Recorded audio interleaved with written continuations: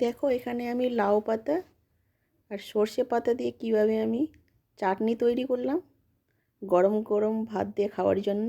দেখতে থাকেন আমি কিভাবে তৈরি করলাম। এখানে আমি সর্ষে পাতা নিয়েছি,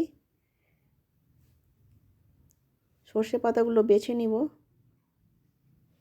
এখানে লাউ পাতাগুলো আমি পরিষ্কার করে নিয়েছি, এখানে বেছে নিয়েছি লাউ পাতাগুলো। এবার দুটোই পরিষ্কার করা হয়ে গেছে, লাউ আর সর্ষে পাতা। এবার আমি জিরি জিরি করে কেটে নেব। দেখো আমি জিরি জিরি করে কেটে নিয়েছি। দেখো ধুয়ে পরিষ্কার করে আমি গ্যাসে চাপিয়ে দিয়েছিলাম।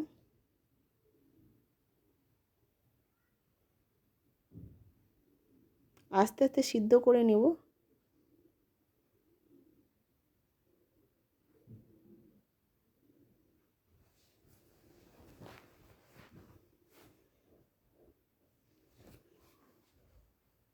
দেখো আমার সিদ্ধ কিন্তু হয়ে আসছে, সিদ্ধ হয়ে গেছে। দেখো আমি তুলে নিয়েছি, কড়াইটা গ্যাসে চাপিয়ে দিয়েছি। তো কড়াইটা গরম হয়ে গেছে, তেল দিয়ে দিব।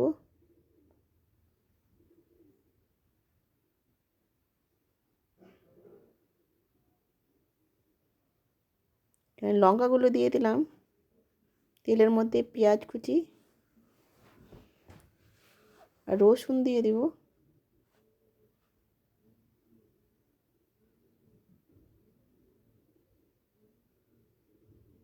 দেখো ব্রাউন কালার হয়ে গেছে।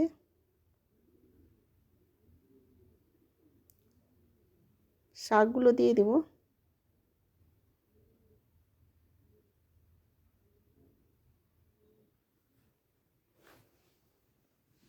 গ্যাসটাকে বন্ধ করে দিলাম।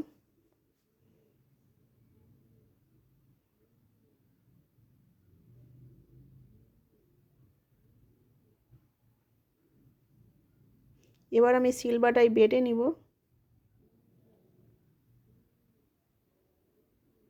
এই চাটনিটা খেতে কিন্তু খুব সুন্দর লাগে, খেতে খুব মজা একটা রেসিপি।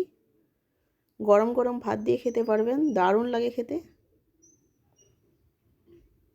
লাউ পাতা আর সর্ষে পাতার চাটনিটা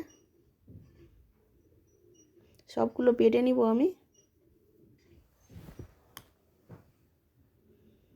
এখানে কিন্তু আমি বাটছি না, একটা পিসিকে আমি বাটতে বললাম।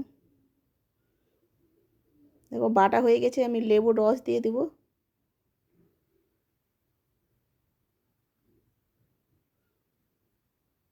লেবুর রস দিয়ে কিন্তু খুব সুন্দর লাগে খেতে, বুঝতেই পারবেন না।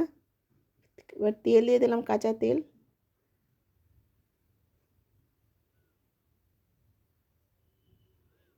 এভাবে 3 মিনিটের মধ্যে বানিয়ে নিতে পারবেন, 2-3 মিনিটের মধ্যে।